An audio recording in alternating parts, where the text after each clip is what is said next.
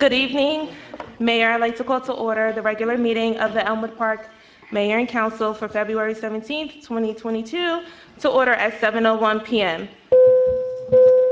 On roll call, we have Council Members Ballesteri. Here. Dennis. Here. Golobeck. Here. Pellegrin. Here. Sheridan. Here. Council President Fasolo. Here. Mayor Coletti. Here. We have a quorum. Thank you, Shanae. Welcome, ladies and gentlemen. We have a very special evening. We are honoring Black History Month, and only in Elmwood Park we are making history here in Elmwood Park. So can we all please stand for prayer and our flag salute?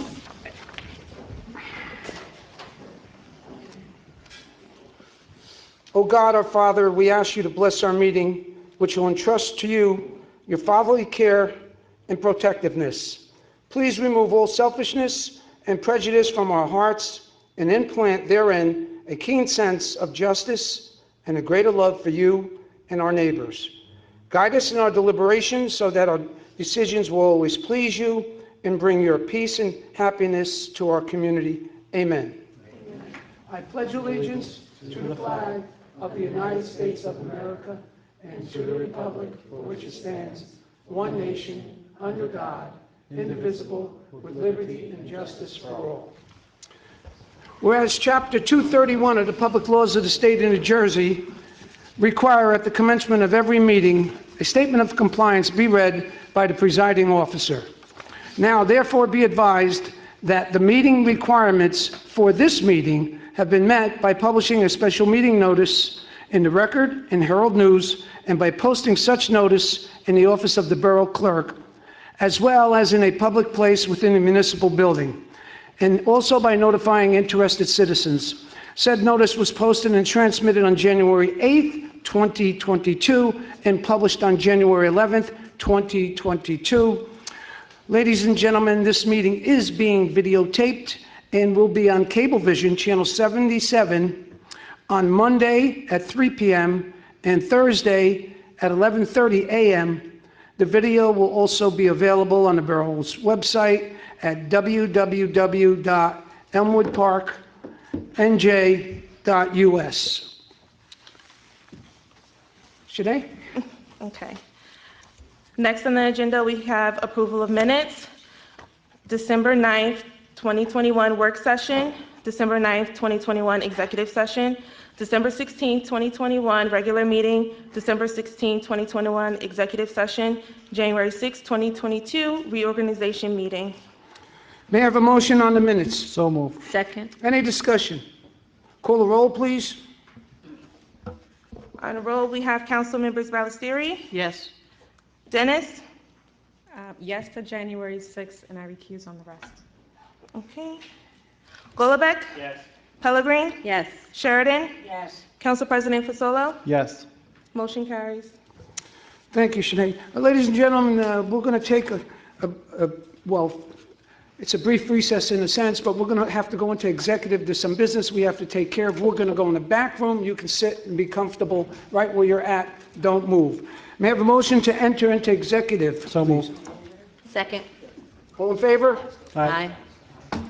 Whereas the Open Public Meetings Act, Public Law 1975, Chapter 231, permits the exclusion of the public from a meeting in certain circumstances. And whereas the public body of this opinion that such circumstances presently exist, and whereas the governing body wishes to discuss personnel matters, litigation, legal reports, minutes will be kept, and once the matter involving the confidentiality of the above no longer require that confidentiality, then the minutes can be made public. Now therefore be it resolved that the public be excluded from this meeting. And we should reconvene shortly.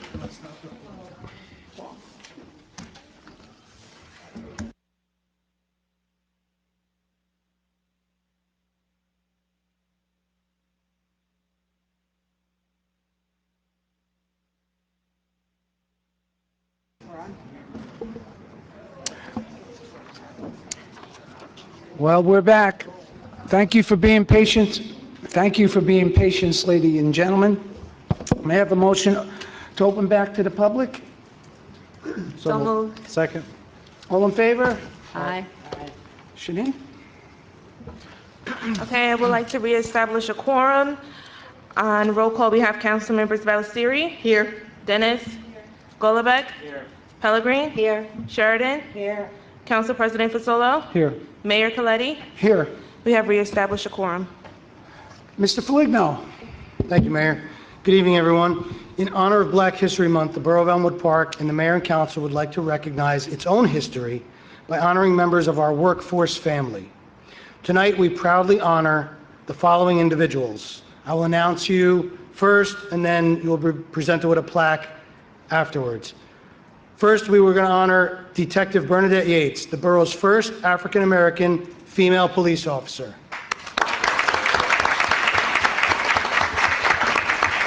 Second, Recreation Director Tashawn Warren, the borough's first African-American department head.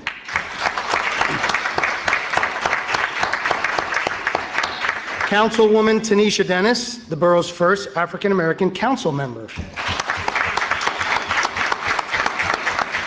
And batting cleanup tonight, Shanae Morris, the borough's first African-American female department head. Congratulations to all. I'm so proud to work with such a diverse workforce. Mayor, I turn it over to you now. Okay.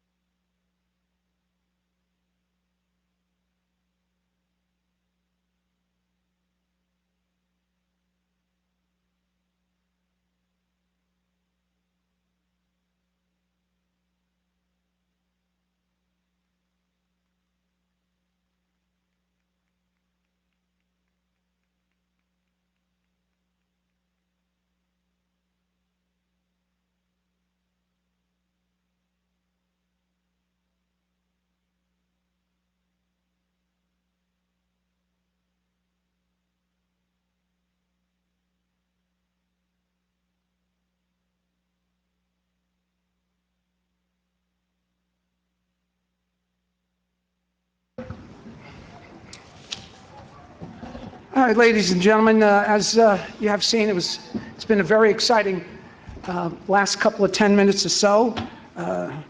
Just want to say about these individuals making history here in Elmwood Park. And let me be clear about this. The positions were not given to these people.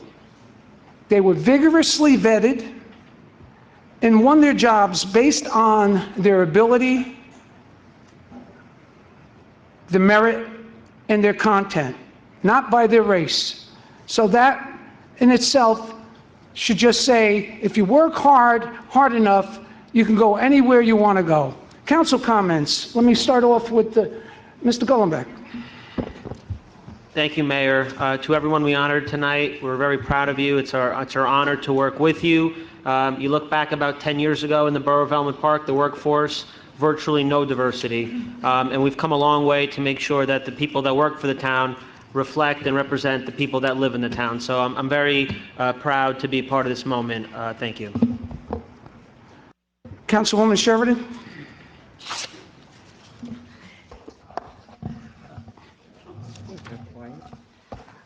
Yes, to all to Sean, Tanisha, Shanae, Bernadette, I just want to say congratulations on your accomplishment.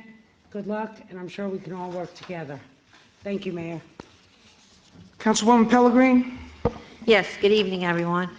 Tonight, for Black History Month, we recognize 4 of our employees. Councilwoman Tanisha Dennis, Acting Borough Clerk Shanae Morris, Recreation Director Sean Warren, Police Detective Bernadette Yates. Congratulations to all 4 of you for making history in our community. It's a proud moment for each of you and your families, as well as for our entire community. I wish you all continued success in your roles here in Elmwood Park. Be proud of all you have achieved and celebrate this special honor. Thank you. Councilwoman Ballesteri.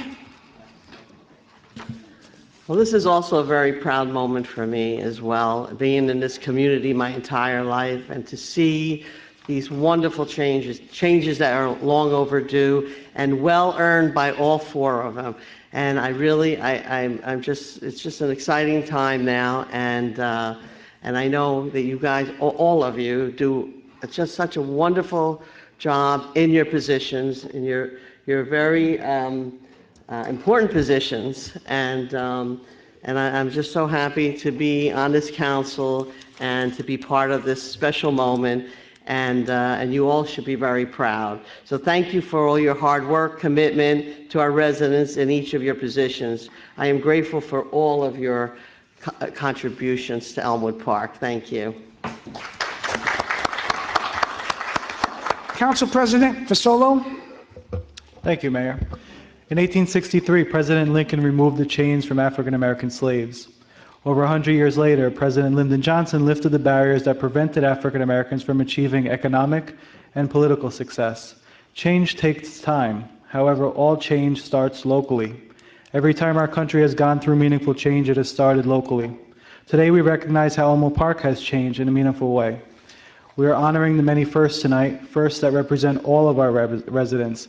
Our police department, our recreation department, as well as our governing body, looks like our entire community and feels like Elmwood Park. The fine people we honor tonight are just the start of how Elmwood Park will continue to break barriers and progress for the benefit of all. Thank you. Councilwoman Dennis. Thank you, Mayor. I did write something. Carter G. Woodson once said, "Knowing the past opens doors to the future." The impact of Black people is so great. The richness of the existence of Black people in history is evident in social movements, politics, education, science, medicine, music, literature, arts, sports, and other aspects of life's most fruitful and beautiful experience.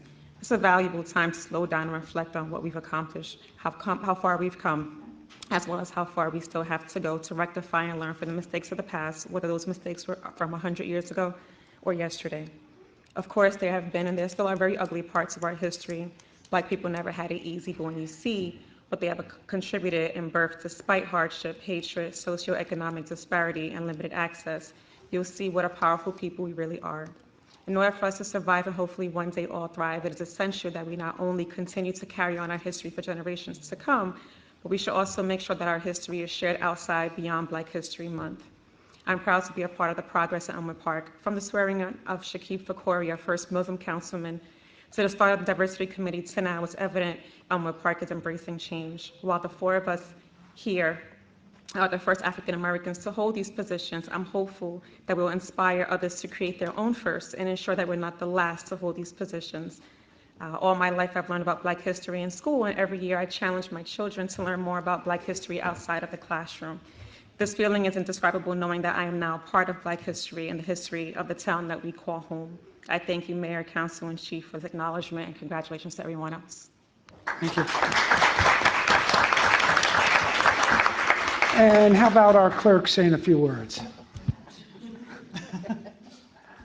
I just want to say thank you for the opportunity to even sit up here. Hard work does pay off. It's very important to be a part of change, and representation is really important, especially for children. And I am proud to be a part of that representation. So thank you to Elmwood Park residents and Mayor and Council.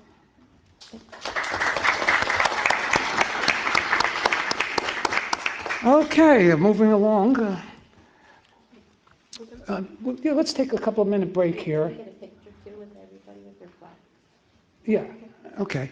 We're going to take a few minute break. You're invited to stay with us for the rest of the evening. If you don't want to stay with us, you want to get home and watch Johnny Carson, that's your business. Johnny Carson, I'm showing my age again. Or maybe Tom Letterman, he's gone too. Now we are going to have our engineers report from Thomas Lemanowitz, representing Alimo Engineering. Yes, thank you. For the mayor and council's benefit, the status report dated February 14th, the new items are highlighted in bold and italic text, and I'll just hit on those items. If any member of the mayor and council wants me to expand on something, please don't hesitate to ask. The first item is with respect to the Vietnam Veteran Memorial. We are out to bid now for the statue. The statue is probably going to have about an 8-month lead time, so we wanted to get that out first while we worked on the rest of the plan. The rest of the plan to include lighting, landscaping, grading, and such. With respect to the Borough Park band shell, that's an expansion of the existing band shell on Mola Boulevard. We're going to increase the depth of the stage by about 6 feet to allow for larger bands. That's going out to bid. Those bids will be opened on the 4th of March and awarded on March 17th, the same day as the statue. The basketball court upgrades, we're looking to finish those up in the spring. We got a lot of the work of it done before the weather paint came in.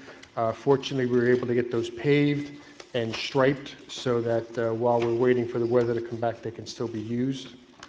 One thing that's not italicized, because we just heard about it a couple days ago, PSC&G is already coordinating with their paving for this year.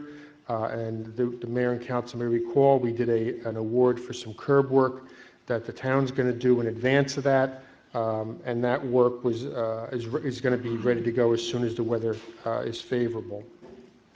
The River Road, River Drive intersection, all the warrant analysis are complete. We have concept plans that were reviewed, and at this point we're looking to start some discussion with some property owners as far as how the improvements will affect their driveways and parking lots and such.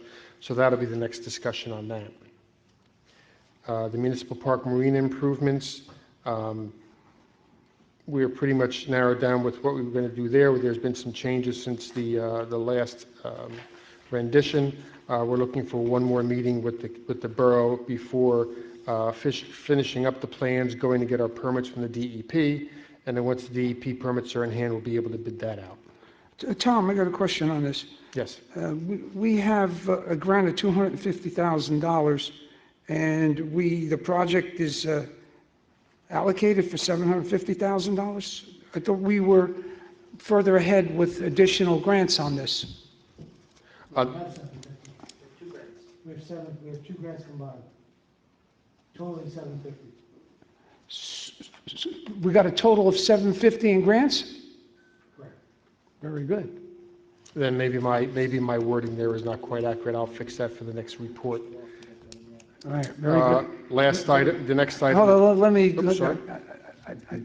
I punish this council sometimes. I want to congratulate this council at this moment. Go ahead.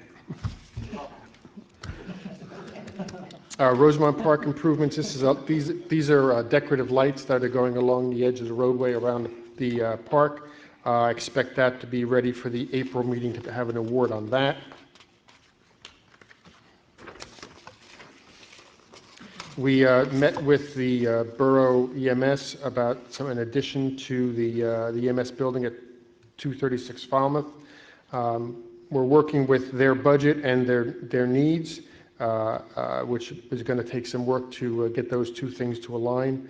And we'll be getting a proposal out on that new scope as soon as we work out what the extent's going to be. The fiscal year 2022 DOT road improvements is going to be for Grove Street. We had originally submitted a proposal that was based upon the extent that the grant application had. The grant award was significantly less than what we applied for, so we are reconfiguring that proposal to better meet the grant amount, and I'll have that for the next meeting. Tom, what number, could you please announce the numbers so we could stay with you? I'm sorry? Please Oh, I'm announce. sorry. I'm on number 25 on the top of page 5. Sorry. Because you're skipping as you're going, right? I'm just talking about the ones with the bold italic, which is something that was different from the prior report. Okay. Again, if there's anything else we want to talk about, by all means. No, I'm fine. Anybody from the council have anything to say with the previous numbers? Yeah, for number 8 on the traffic signal on River Road and River Drive, Yes. who's speaking to the property owners? Sorry? Who will be contacting the property owners to see, because they have to modify driveways and parking, right? Correct. So who's, We'll be reaching out to them, and it's going to be in conjunction with the county, because the project is obviously in conjunction with the county, and then we'll review what we need to do, and eventually, if there's takings and stuff involved, we'll get the borough attorney involved, and obviously, anything that happens there will be coming back to council for action. okay, thank you. All right, now, Tom, you go back to 25, if you can explain that all over again, I'd appreciate it. Yes, the original grant application that was filed for this, the DOT municipal aid went from Mola to River, and we estimated that work to be about $700,000. The grant that was awarded was only $206,000. So we're going to split that project at Viveny, and that should bring the construction amount. The construction amount will still be over the grant amount, but by not as much. I'm still working out the final numbers on that. But obviously, we're cutting the project in. Viveny's not exactly in half, but it's close. So whatever that comes out to, it'll definitely be closer to the grant amount. Okay, so we went in the right direction. I think going forward too, that we have to remain cognizant of the fact that a grant is something that's saving us money. And look, we all want to go further with these projects and get the most done as quickly as possible. But the reality sets in too that the debt that it brings to us, and there's a fine line between moving forward and keeping the town looking good and progressing forward, and then also putting the town in debt. So I think if we stick close to the grant monies, we won't have a problem. Okay, moving on, number 26 is the CDBG road improvements for 13th, 14th, and 17th Avenues. That work is underway. We may have that for the April meeting. I'm not sure. We have a lot of other stuff going on right now. Sorry, Tom, when you say you may have that, you're talking about bids? Recommendation for award. Right. So the bid process and potentially opening bids, that's what you referred to when you say we may have something, right? For April, yes. Yeah, okay. The grant application for Mola Boulevard from Linden to Phillip, I believe that's on for discussion tonight, if I'm not mistaken. And other than that, those are all the new items. Actually, one more thing, there was a discussion about the channel near the Birchwood Deli, and I've been working with the borough attorney on that to try to figure out if there's an easement there and basically who's responsible for that channel. Tom, as we're speaking about the culverts and the brook, how are we doing in reference to the county, getting on Kip Avenue? This was all set up even last year, and then I think the weather had stopped them. Where are we at as far as maintaining those brooks? Quite a while ago, because I walked the site with DPW and the county, there was an agreement that the county would help us clear out the culvert, or the channel rather, in the area that had culvert.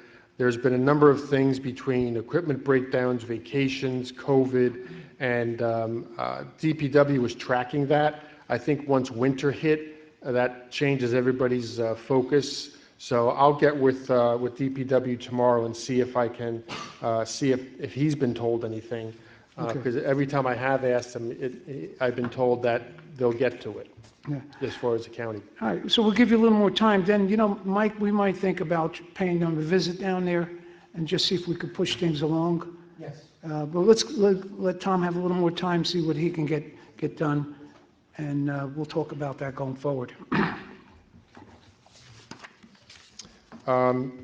That's all I have that's new. If anyone wants to discuss anything else, please feel free.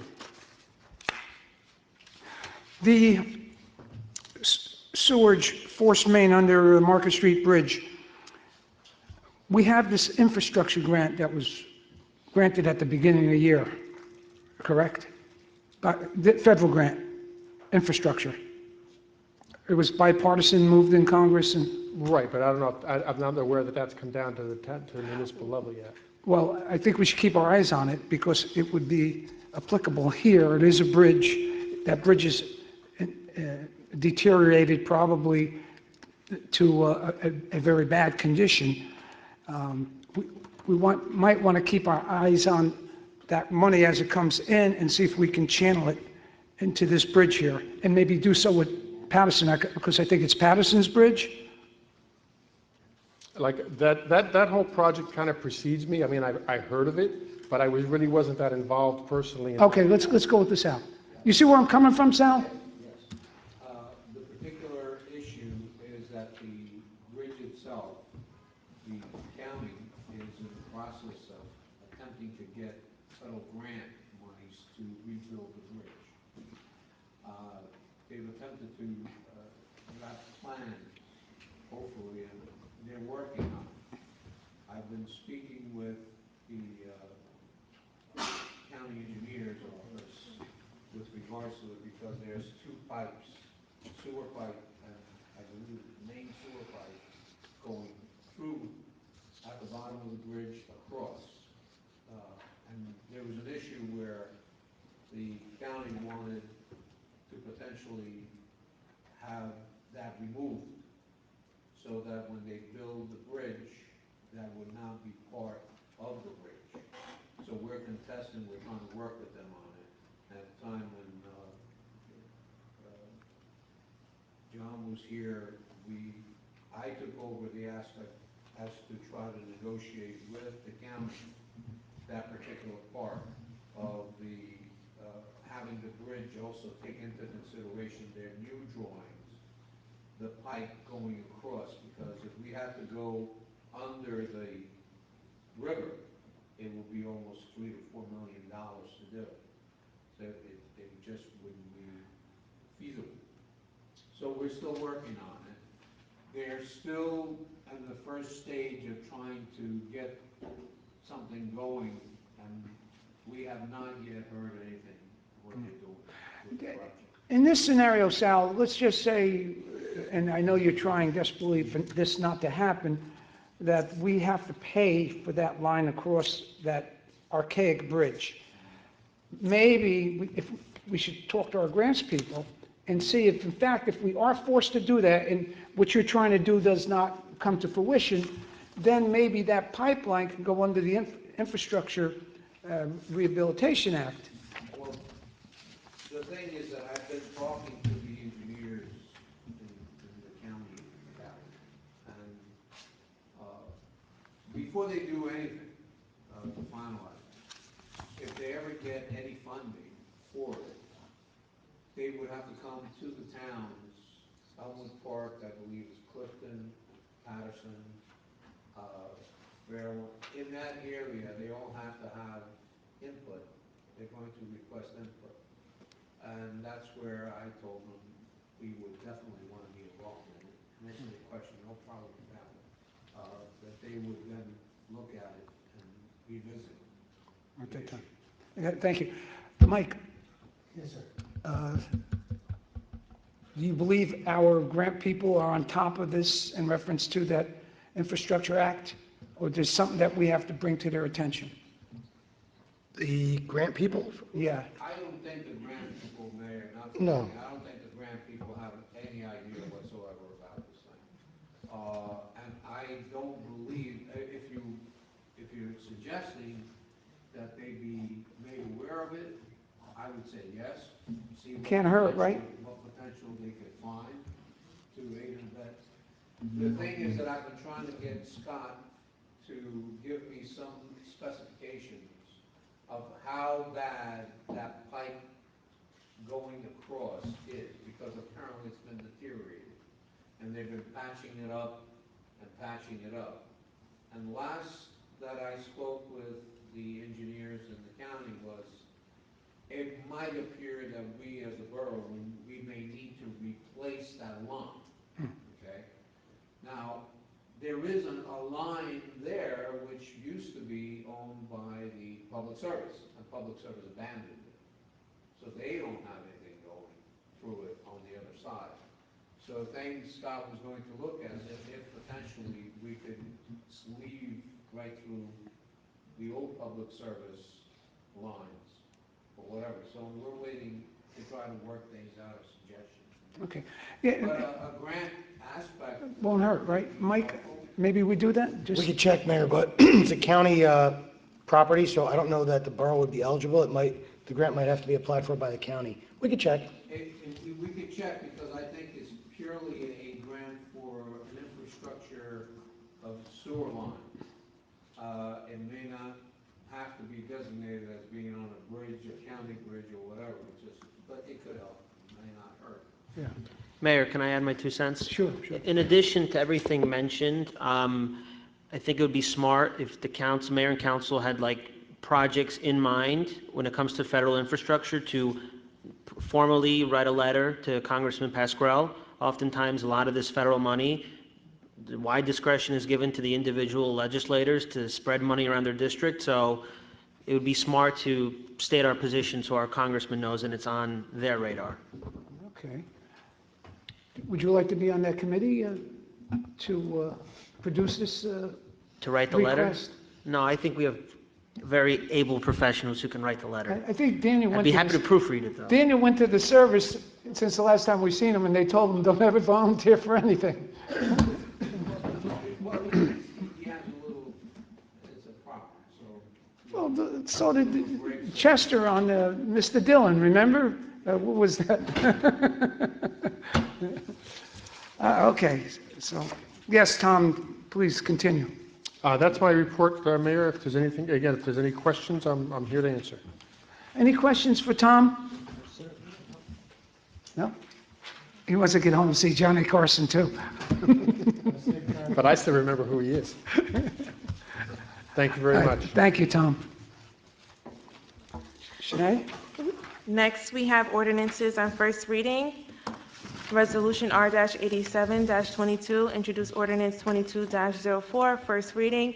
Be it resolved that an ordinance entitled, an ordinance to amend the code of the Borough of Elmwood Park, New Jersey, amending the Borough Code and all general ordinances of the borough, more specifically Chapter 4, Licensing and Business Regulations, Section 4.7, clarifying application fees and license fee, clarifying types of numbers of licenses that may be issued, Chapter 8, marijuana dispensaries and paraphernalia, Chapter 34, zoning site plan review, Section 34-3.1, Section 34-7.3, Section 34-7.4, Section 34-31, Section 34-44.1, and Section 34-44.2 to permit and govern legal cannabis and marijuana operations within the Borough of Elmwood Park, be passed and adopted on first reading, and be it resolved that a final hearing on said ordinance will be heard in the municipal building on Thursday, March 17th at 2022 at 7 p.m. or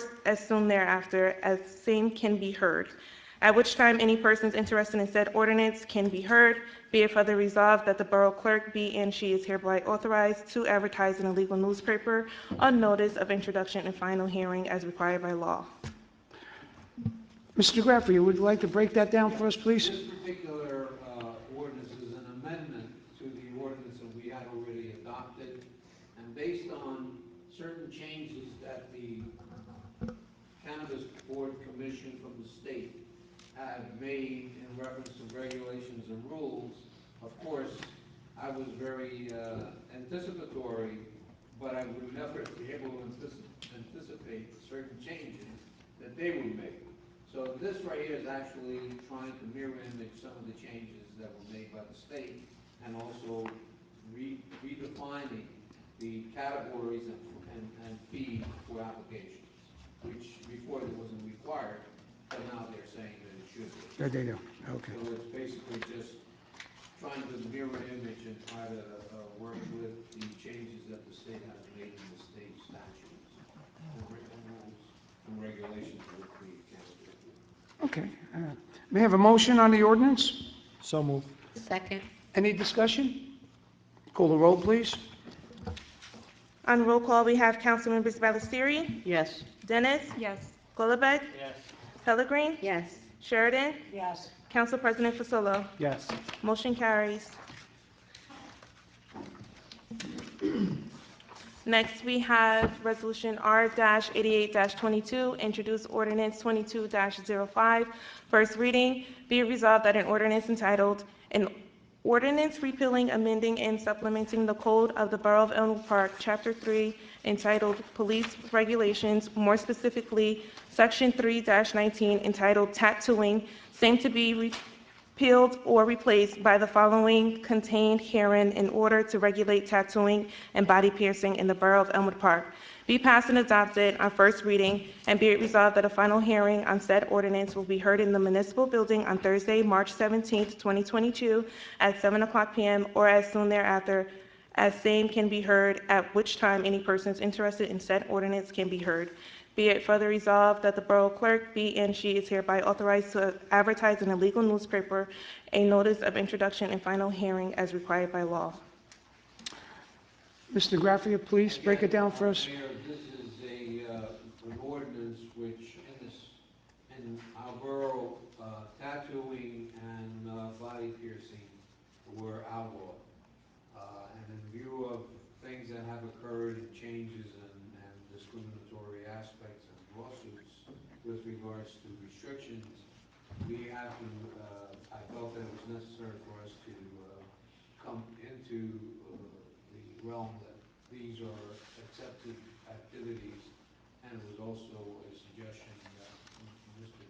Golubek, Councilman Golubek, made at the time, way back to reconsider, and the council at that time requested I prepare the ordinance adopting a tattooing and body piercing. This is a pretty extensive ordinance, and it mirror images a lot of the state requirements, health aspects, and many other things that are covered Okay.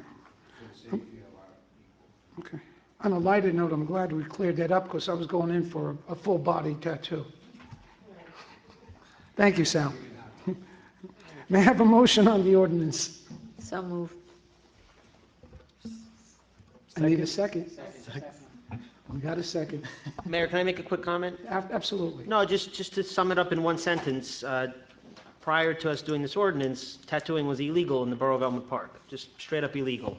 And I think we've evolved to a point where that could be a regulated business. So I thank the borough attorney for his work on this. Very, very good work. Okay. Okay, Any other discussion? Call the roll, please. first by Pellegrin, second by Sheridan. On roll call, we have council members Valestiri, Yes. Dennis, Yes. Golubek, Yes. Pellegrin, Yes. Sheridan, Yes. Council President Fasolo. Yes. Motion carries.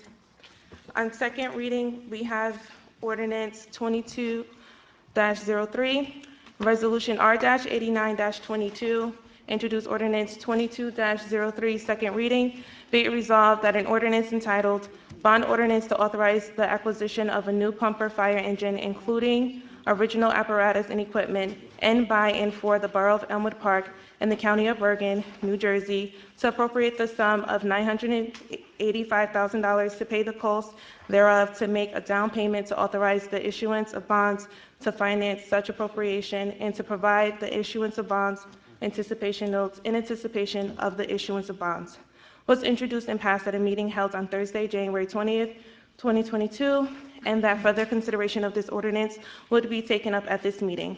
And whereas all persons interested in said ordinance were given an opportunity to be heard concerning the same. Now therefore be it resolved by the Mayor and Council of the Borough of Elmwood Park that an ordinance entitled Bond Ordinance to Authorize the Acquisition of a New Pumper Fire Engine, including original apparatus and equipment, and by and for the Borough of Elmwood Park and the County of Bergen, New Jersey, to appropriate the sum of $985,000 to pay the cost thereof, to make a down payment, to authorize the issuance of bonds to finance such appropriation, and to provide for the issuance of bonds anticipation notes in anticipation of the issuance of such bonds. Passed on final reading. Thank you, Sinead.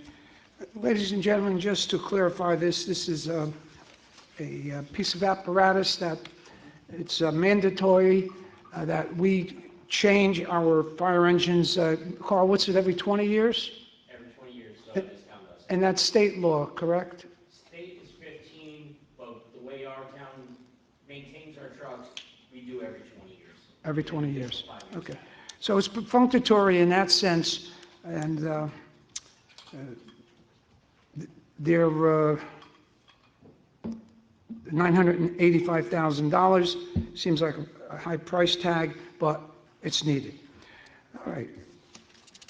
I need a motion to open to the public on this issue. So moved. Second. Anyone from the public here to speak on this issue and this issue alone? If not, I'll close the public portion. May I have a motion to adopt the ordinance? So moved. Second. Any discussion? Yes, Mayor. Just to recap for those in attendance and those who will watch, the Fire Chief Committee, several members came forward. They need to replace an engine. It's reached its lifespan. The important thing I want to highlight, building off of the mayor's comments about the cost figure, we're bonding $985. The actual engine is somewhere in the lower to mid 900s. But just for some perspective, because these engines can be you can add all sorts of different gadgets on them. What I was told is that Saddlebrook a few years ago was replacing this same kind of engine, and their process got them to about 1.2 million. So hearing that, I have a lot of confidence, in addition to other things, that our fire professionals did a responsible job in picking a new engine. Thank you. Okay. Any further discussion? Call the roll, please. On roll call, we have council members Valestiri, Yes. Dennis, Yes. Golubek, Yes. Pellegrin, Yes. Sheridan, Yes. Council President Fasolo. Yes. Motion carries. Moving on to our consent agenda, we have resolutions R-90-22, approval of payroll, R-91-22, approval of bills list, R-92-22, 2022 temporary budget appropriations, R-93-22, appoint hearing officer for disciplinary hearing, R-94-22, award proposal for design services, Alamo Group, 2021, gutter and curb replacement on PSE&G streets, R-95-22, authorized vacation buyback, R-96-22, authorize extension of contract, TaxServe Capital Services New Jersey LLC. R-97-22, appointment of OEM Deputy Coordinator. R-98-22, appointment of OEM Deputy Assistant Coordinator. R-99-22, appointment of Recreation Department staff. R-100-22, approve Elmwood Park Fire Department stipend program, fourth quarter compensation. R-101-22, authorize emergency repairs pumping services, Inc. R-102-22, hiring employees to staff the Elmwood Park Emergency Medical Service Unit. R-103-22, leave of absence of firefighter. R-104-22, appointment to Recreation Advisory Board. R-105-22, designating approximately 0.82 acres known as Block 1808, Lots 7 and 9, as shown on the tax map of the Borough of Elmwood Park as an area in need of redevelopment, non-condemnation, under New Jersey Local Redevelopment and Housing Law, NJSA 48:12A-1 et sec. R-106-22, resolution rescinding approval of shared service agreement for SnowGo snow removal machine with Prospect Park, approved previously on resolution R-272-21. R-107-22, removal of firefighters. R-108-22, adopting revised personnel policies and procedures manual. R-109-22, authorize emergency repairs, JMD Electrical Contracting LLC.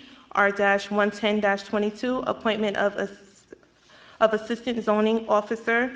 R-111-22, resolution to approve the consent agenda. Very good. Very good. May I have a motion on the consent agenda? So moved. Second. Discussion. Call the roll, please. On roll call, we have council members Ballesteri, Yes. Dennis, Yes. Golubek, Yes. Pellegrin, Yes. Sheridan, Yes. Council President Fasolo. Yes. Motion carries. Next, we have departmental reports, Recreation Advisory Board meeting minutes from November 15, 2021. Do we need a motion on that, Yes. the department reports? Yes. Yes? Motion to accept, please. So moved. Second. Call the roll, please. On roll call, we have council members Ballesteri, Yes. Dennis, Yes. Golubek, Yes. Pellegrin, Yes. Sheridan, Yes. Council President Fasolo. Yes. Motion carries. Minutes approved. Okay. Mayor, I would like to turn the meeting over to you now Well, it's for about time. council reports. Sorry. Council reports, let's start off with Mrs. Dennis. Oh, okay. Council reports. The next Board of Ed meeting will be on Tuesday, February 22nd at 7 p.m. The Middle School, High School Media Center. The work sessions are at 6 p.m. in the cafeteria. Project Graduation is hosting their annual Tricky Tray event on Wednesday, March 9th at 6 p.m. This year's event will be held at the Fiesta in Woodridge. The theme will be A Night in Paris. Tickets are $65 each and include admission, meal, and raffle tickets. They're also in need of donations, so if anyone's able to help, please reach out to the Project Graduation Committee. Last day to purchase tickets is actually tomorrow. I'm going to skip around, just go home. Whoops, hold on, sorry. Okay, the other night, I think it was about a week ago, the rec center hosted a volleyball night, and I actually hosted a bunch of moms, what we call Moms Night Out, or Moms Take Over the Rec event at that particular evening. We had quite a few moms that came out with their kids, moms and left, and played for about an hour, reverse roles. Our kids were cheering us on. We're encouraging residents to follow the rec center online and participate in all these events that they're putting together.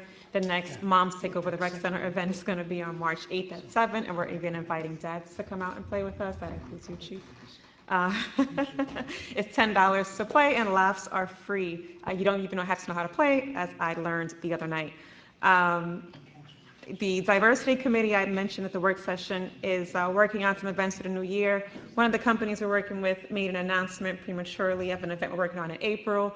I can confirm that we are having an event on April 30th, but we will hold off on releasing any information until we're done with our planning. So you can save the date for April 30th, but we'll give you information as we're done planning that. Other than that, progress, Mayor. Councilwoman Ballesteri? Yes, thank you, Mayor. We are currently with the Rec Department. They're looking for summer camp counselors, age 18 and up. So if you're interested, please reach out to the Recreation Department. Basketball games. For the first time ever, Elmwood Park Recreation will play Garfield Recreation for basketball. That'll be Friday, February 18th. The 7th, 8th grade team, Elmwood Park Recreation Jazz versus Garfield Recreation Warriors at 6:30 p.m. And then on Saturday, February 19th, 5th, 6th grade team, Elmwood Park Recreation St. John versus Garfield Knicks. That is at the rec at 1 p.m. And Elmwood Park Recreation Northwestern versus Garfield Nets at 2:30 on the same day. All the games will be held at the Recreation Center. So that'll be exciting. Come out and support them. Thank you, Mayor. Thank you. Mr. Golombek?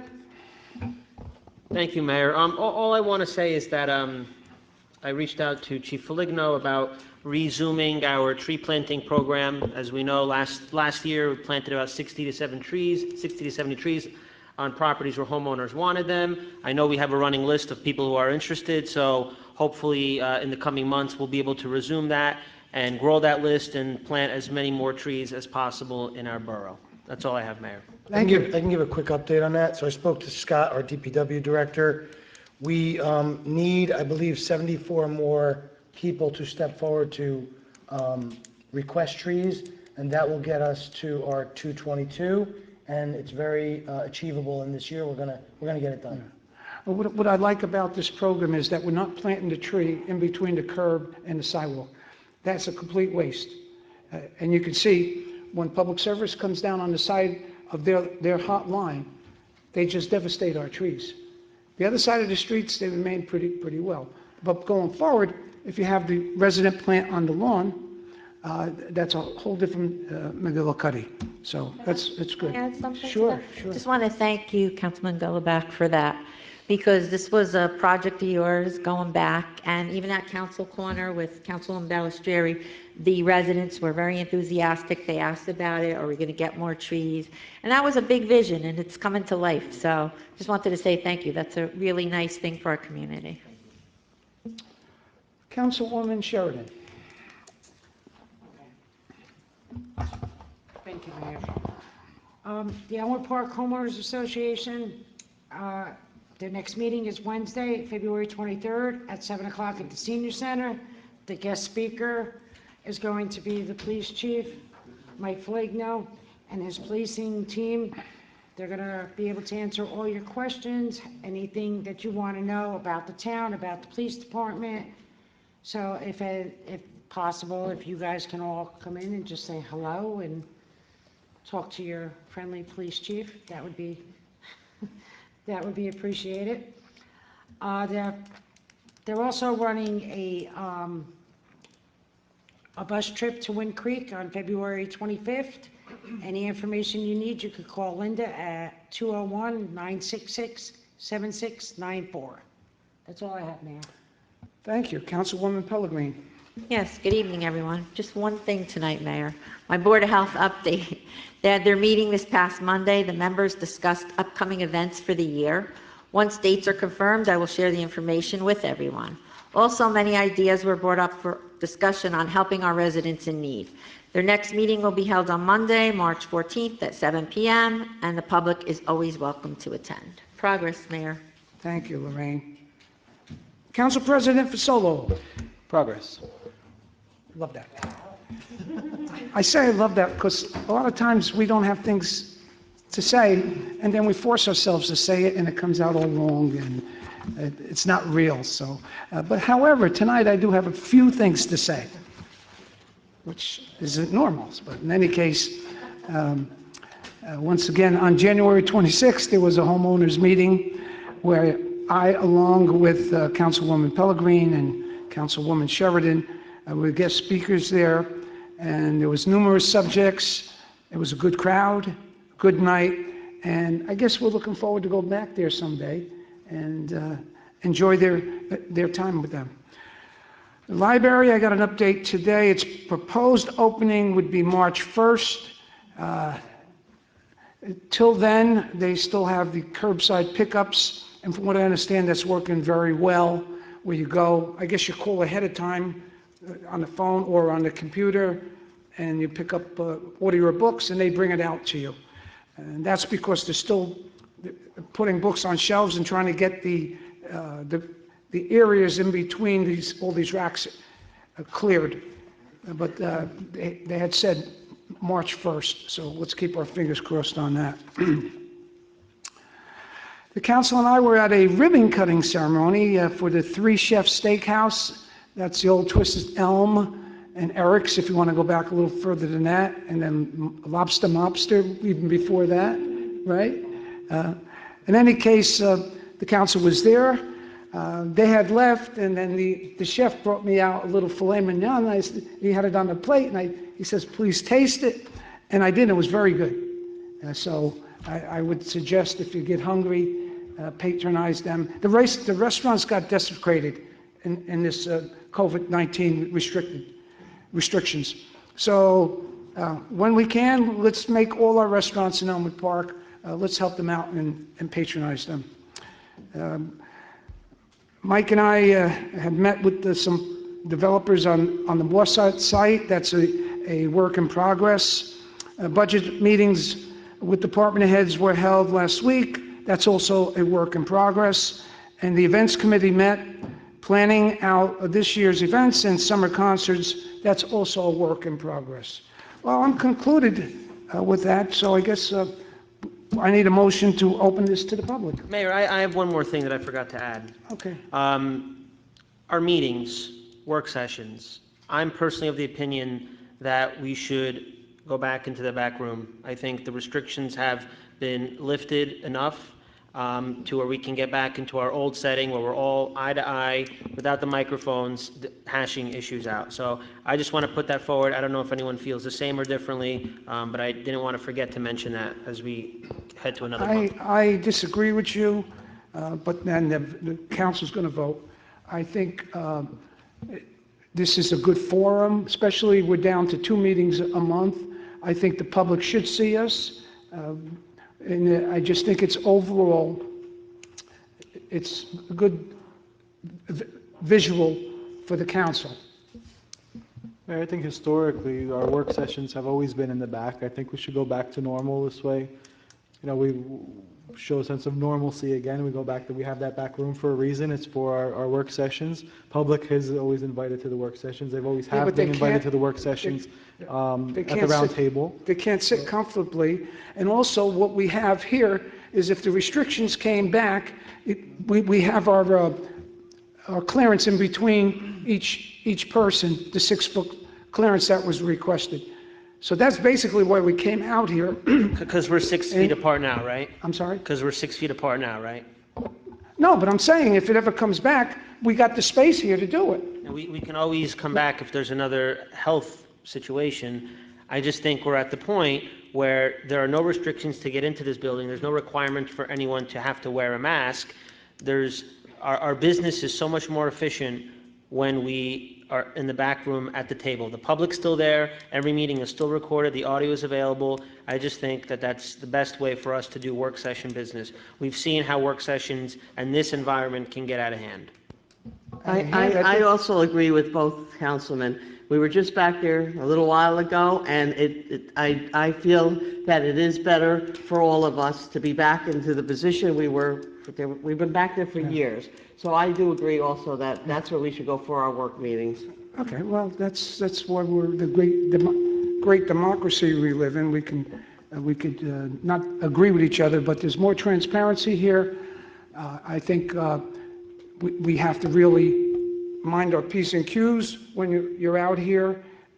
You act more like adults. In the back there, it can get out of hand. That's only my opinion. But Mayor, I'm just curious, how is there more transparency here than in the back? You're still saying the same thing, just now I'm saying it in a mic, and back there I'm saying it on the table. Well, It's still saying the same thing.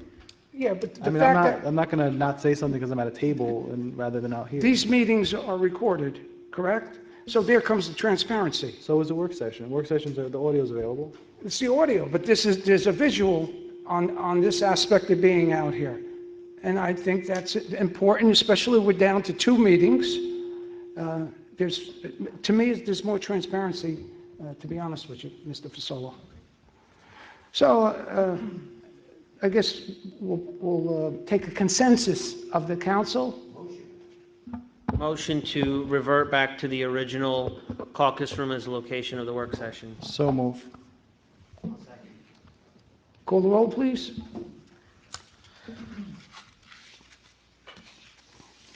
Okay, on roll call, we have council members Ballesteri, Yes. Dennis, Yes. Golubek, Yes. Pellegrin, Yes. Sheridan, No. Council President Fasolo. Yes. Motion carries. Okay.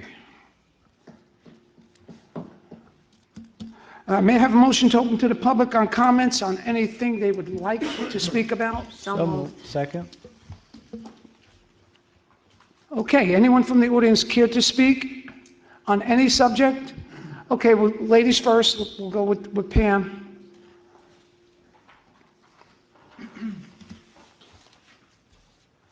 Pamela Troisi, 31 Elmwood Drive.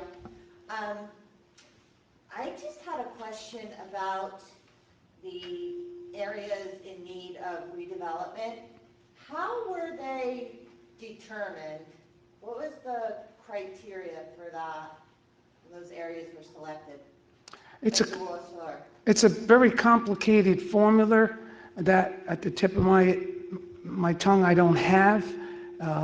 Sal, is it? Yeah. Well, what happens is there is a planner that is hired to look at areas in town. We have a planner. As a matter of fact, we have two planners that do this.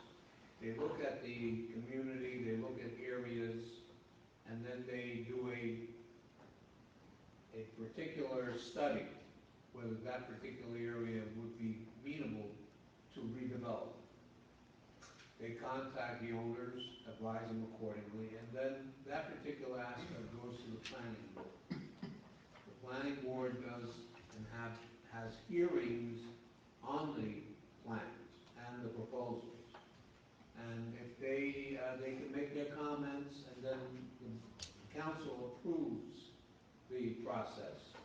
And what happens is, once that is approved, you have potential investors or developers that may be interested in either going in, purchasing the property, and or redeveloping with the owners.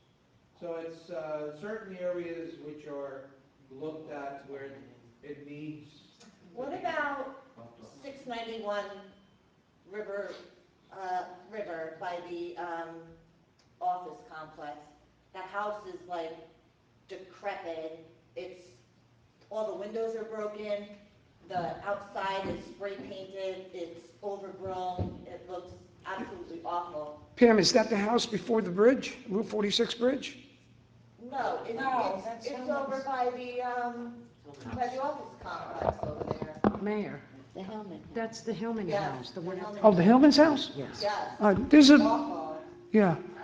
From what I understand, there's a developer who's going to come in with some plans on what he'd like to put there. Okay, Yeah. okay. I was just curious, like, why that area wouldn't have been included, because that's, like, clearly obvious, you know, especially during the winter. In the summer, it's not so bad, because the trees hide the eyesore. Yeah. But in the winter, when all the leaves are off the tree, it looks awful. Pam, keep in mind, too, the reason that we're receptive to these redevelopments is the fact that for years we've been stagnant on Market Street and the Route 4 corridor. And that has what gave this council impetus to move forward, open it up, make it attractive to a developer. Don't give the farm away, but make it attractive. And that's our objective. Okay. And then the other thing that I wanted to mention is that I noticed on the record of council passage for the tattoo and I think the cannabis ordinance, it still has Victoria and Weckler on there. My apologies, I will Okay, change that. I just wanted to, Was it a typo? Yes. Typo. that's it. Thank you. Thank you. Thank you, Pam. Anyone else care to speak? Mr. Roberts? Wasn't there a movie, Mr. Roberts Goes to Washington? Who was in it, Sal? Henry Fonda, no? Huh? Oh, Jimmy Stewart. Paul Roberts, 260 Washington Ave. Is there a way the mayor and council can ask the county to put some lighting in the pathways on the second set of woods going between the boulevard and East 54th Street and put down some new gravel to kind of build up what's there? Well, the gravel, to answer your question on the gravel, I think that's a maintenance problem, but and correct me if I'm wrong, the aspect of the park, nobody should be in that park, I believe, after dusk. So typical of the Saddlebrook Park. They don't have any, you have no ability to be there after dusk. You're on your own, basically. And we can't just go in there and put up lights, because we don't own the property. Right, that's why I was asking if we can contact the county to see what they can do, because I know a lot of people do walk in there at dusk before it really gets dark. That's what I mean, you also have the homes there, so it's kind of a deterrent for thieves trying to get into the backyard and stuff like that. We can make mention, Mike, we could put that on our wish list. We'll get a clarification to see if I was right in the assumption that there would be no lighting typical of Saddlebrook, unless somebody here else knows otherwise. No, right, Mike? Okay. And then also, definitely the gravel needs to be The garbage barrels. Yeah, we had no, the gravel. oh, the gravel. Where the path is itself. Yeah, They we need need, to be replaced. but we need garbage barrels there too, Mike. Did we have them there? This, DPW's waiting till spring to put them out. Okay. Okay. All right, Carl, thank you. Anyone else care to speak? Yes, sir. Your name and your address? Oswald, 34 Phillip Ave, Unit 2. With regards to the fire engine thing, I don't actually think that's too expensive if you think about the fact that I live right across the street from a paper factory. So spend the money, get the fire truck, and do a good job on that. The other thing is I have a son who's just learning how to walk now, so we like to take walks up and down the streets. I'm actually familiar with what Carl said. I do jog in that park. The gravel really needs to be redone. But the sidewalk issue I wanted to bring up, I noticed that there's not really a property maintenance committee in town, but there's a department. This is my first time at a council meeting, so hopefully I'm not going in circles with it. But there are several intersections at which either because of years of weather or the roots and trees that are planted, like you said, in between the sidewalk and the road, have lifted enough of them to the point where just down the street from an elementary school, I can sit there and watch and count on two hands how many children are crossing Phillip Avenue, going down the street from the school, from Gilbert, and they trip on the sidewalk because at that particular intersection, it's not even handicap accessible. There's no ramp. It's just, it looks like someone took a jackhammer to it. There's several, I mean, I don't really jog up Phillip and down Phillip towards Mola anymore, but if any of you would like to take a walk, or if you would like to see some pictures, there are sidewalks several inches off the ground. I think that that's a liability issue for the town, especially since they're borough roads. If somebody goes off of them or trips on them, it's just going to be a hassle for everybody. I think concrete goes, what, $20 a square foot at most. It might behoove the town to consider using some infrastructure grant money that might be available, perhaps hiring a grant writer like Fairlawn did to do similar things. And the last thing I wanted to bring up too was another issue with pedestrian safety. In other surrounding towns at major crosswalks, they have these things that are rapid flashing rectangular beacons, RRFBs, about $5,000 a pop. But these are beacons that are put at intersections that even those in the Orthodox Jewish community can use on Saturdays that will flash on both sides of the street at a crosswalk to let people cross. In particular, as an example, just outside the municipal building here, right before the Blue 42, I think this is Mulberry, and Market here.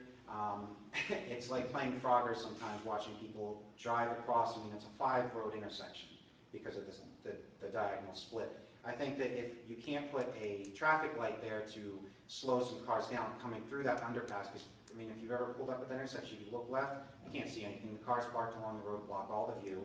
So you really have to put your pedal to the metal just to get out of that intersection. And I do that 4 times a week for my work and to come to a meeting like this.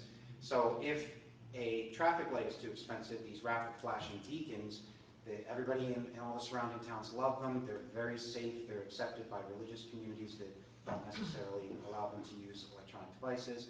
And I just think in general, if you're talking about taking infrastructure and money and really improving the town, planting trees is a fantastic idea. I love that idea. But it would really improve the physical infrastructure that is used much more often if the intersections that are most heavily trafficked by pedestrians were safer, well lit, had flashing beacons, and the sidewalks were accessible from the ground, people with push carts, wheelchairs, things like that. There's just several examples of things I could probably make. Where would you say that that lifted sidewalk was? All up and down Phillip Avenue from River to Mola, the sidewalks, you won't find a block that's completely level. Okay, just so you understand our ordinance here, the homeowner is responsible for that area. The only time that we consider it is when we're paving a road. If the curbing is 30% of the face is not there, it gets replaced. 30% missing on these intersections. Well, what I'm saying is that won't happen if it's our responsibility, it's one thing. But if you're talking about a sidewalk all the way down Phillips Avenue, that's something we'd have to have our maintenance inspector take a look at, Mike. Jeff, can you give me the locations of the sidewalks, and I'll have a maintenance man, property maintenance inspector go out? In specific, what's the first intersection when you're going up? Elm, I guess, yeah, so the intersection of Phillip and Elm. When you get, let's see, two more streets up, I think it's right before Spidell or Speedle, I'm not sure how it's pronounced up here.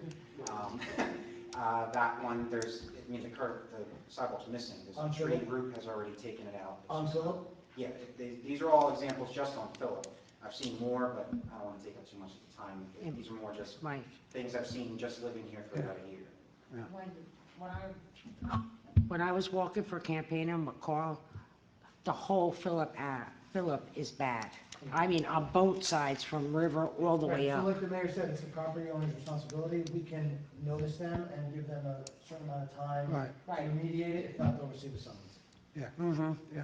But if it's the corner, I would think the handicap ramp aspect would be our No, Mayor, can I address a couple of his Yes. concerns, please? Sure. So the ADA stuff does not apply unless there's new work being done. So we're not required to go in and install them unless there's work being done to the road. It's too expensive, and the onus on the borough would be too great to undertake. So that's why you don't see ADAs at all locations, because we're not required to do it unless we're doing work on the road. The flashing lights is an excellent idea. We ordered 6, we have them. They're being installed all along Mola Boulevard. That's our first stop. They're a little more than 5,000, they're around 8,000. So we did get 6 of them, and they're gonna be going in the spring. And then we'll identify other locations, like you say, out here is a good spot for one. Yeah. It's a goal of everybody in this room, they probably agree. Oh, no doubt about it. So we had to start somewhere. We started on Mola Boulevard. We're going to continue on to Market Street and other areas with those. And I think I addressed everything. What else did you bring up? That was great. That was it. Besides the fact that I think it's okay to spend $1 million on a fire engine when you have a paper. I agree with you. Okay, yeah, that was it, thank you. Thank you. Anyone else care to speak? Yes, this gentleman we know, Mr. Panagano. Glenn Pedagano, 262 Mola Boulevard. I'm very happy to hear about those lights. Living on that street, it's scary. For sure. Especially when you have a dump truck going down Mola. They go 40 miles an hour. Yeah. The homes on Mola are literally 35 feet off the road. You rumble. And we're getting used to it. We've been there a couple of years. We kind of enjoy the activity. It seems like you're more involved in Elmwood Park when you're on Mola.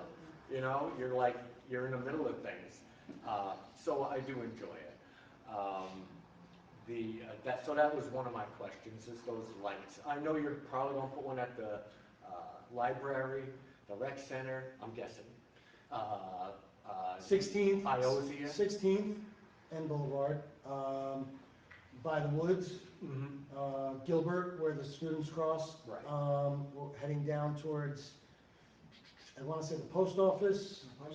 And by Veterans Place with the old Ushtype building. where the- Wonderful, Yeah. wonderful. That's terrible, getting out of that, where the post office is, trying to get out there at that. Well, rush try hour. and get out of your driveway on Mola.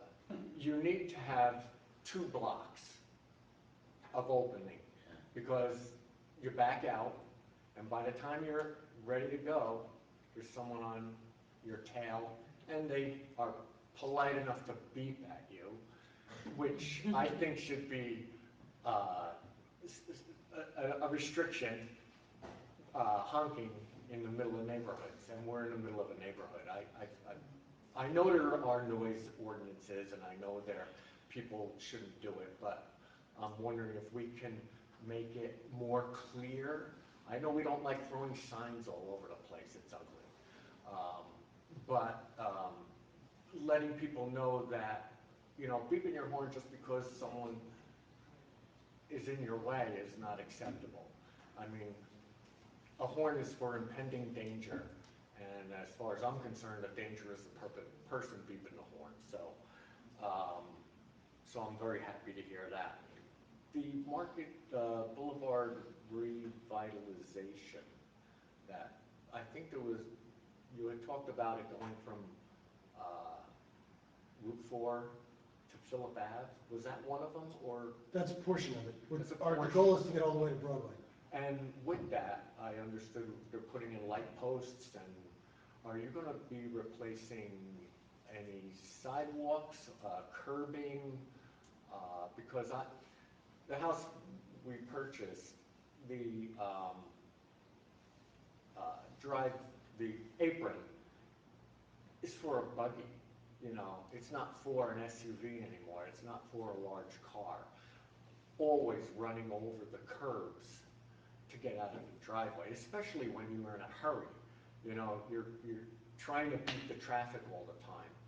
And that's where I kind of think, I know you won't like this, but lowering the speed limit and giving the people on the boulevard a chance. Even pulling out of the street, I'm right on the corner, people come to the corner and just fly out because they know if they stop, they're going to be held up. So, Glenn, are you suggesting that you'd want to open the width of your driveway approach? I would like to do that. I checked on it. I paid the $50, but didn't do it because of some of the type of construction that needed to be done was not affordable to me. So we're dealing with it now. That's why I'm asking because I know when you... We won't come along and open your driveway. No, I know, but if they come along and redo curbing, because I've seen it in many towns where they redo the curbing and the sidewalks on revitalization. I don't mean to interrupt you, but our policy is 30% of the face of the curb. If it's missing, then we will replace that when we're paving. Right. No other time. Okay, just asking. Mayor, can I just add to that? This federal grant we got, which was from Phillip to Broadway, I want to say, it's the emphasis is pedestrian safety. One of our biggest goals was lighting, having nice lamps that kind of illuminate our main drag. It's in the pre-design phase, engineering phase, but to go under the sidewalk, run the conduit under the sidewalk, this project would cost $3, $4, or $5 million because we'd be replacing a lot of sidewalk going up and down.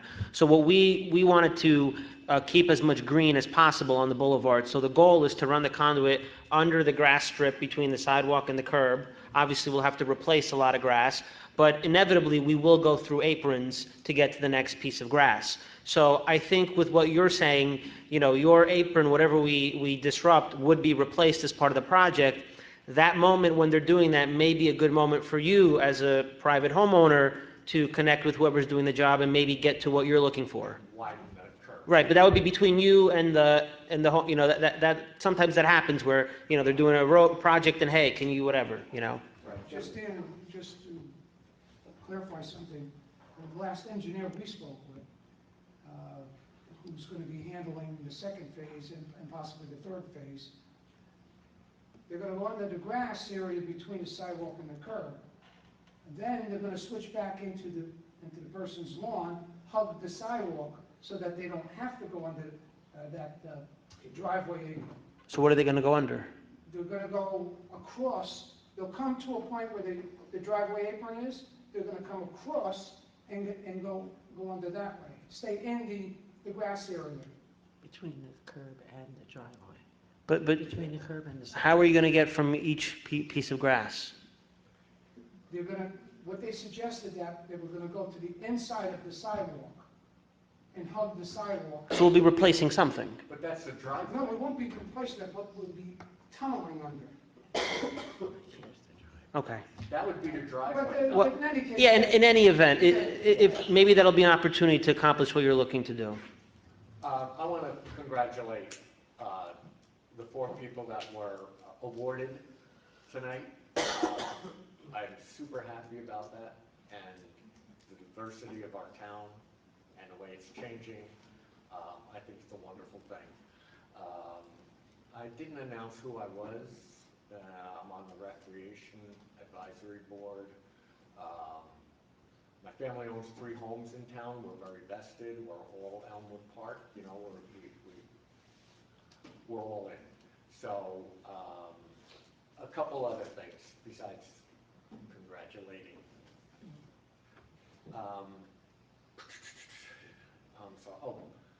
A lot of garbage is thrown out windows on the boulevard. I know we have a litter ordinance, am I correct? Okay. If we could have a sign occasionally, just letting people know that, you know, go home with your donut box and let your wife know you're eating them. You know, don't throw them on my curb. And I get, you know, donuts, I get coffee cups and bottles, and luckily nothing dangerous, but every day I'm cleaning up the boulevard.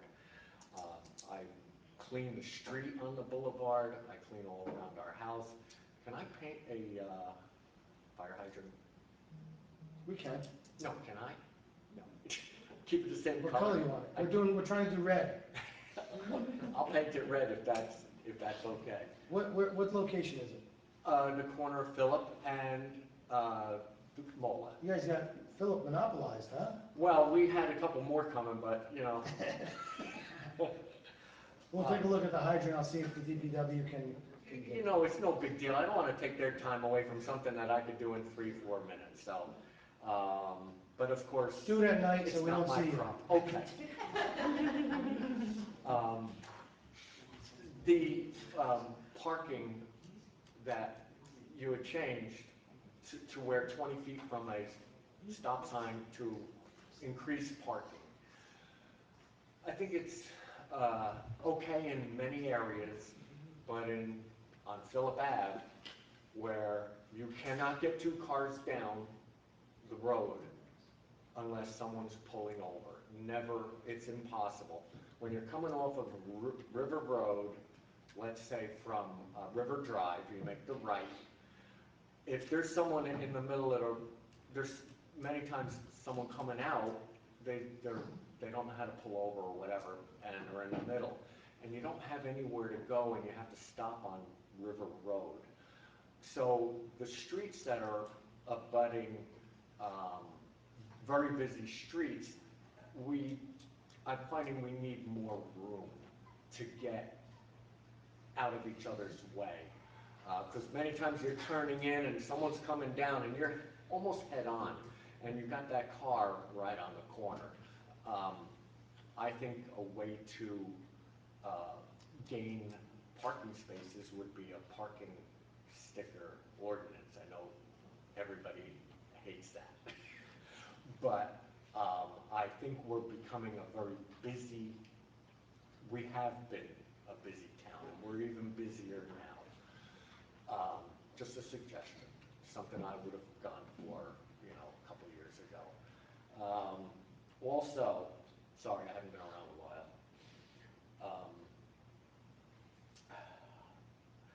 The Dunkin' Donuts on River Road by Markel. People think the handicap ramp is an exit. I've seen people almost get run over. I don't know if Dunkin' Donuts can put bollards there or something, because you have people crossing from Markel to go get their coffee. They park by Morris B, which is safer, but it's not their property either.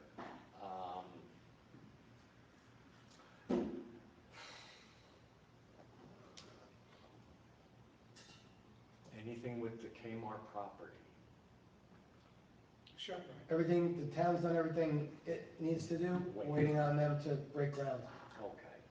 I think I'm doing pretty good here. Tennis courts, I know they fell apart.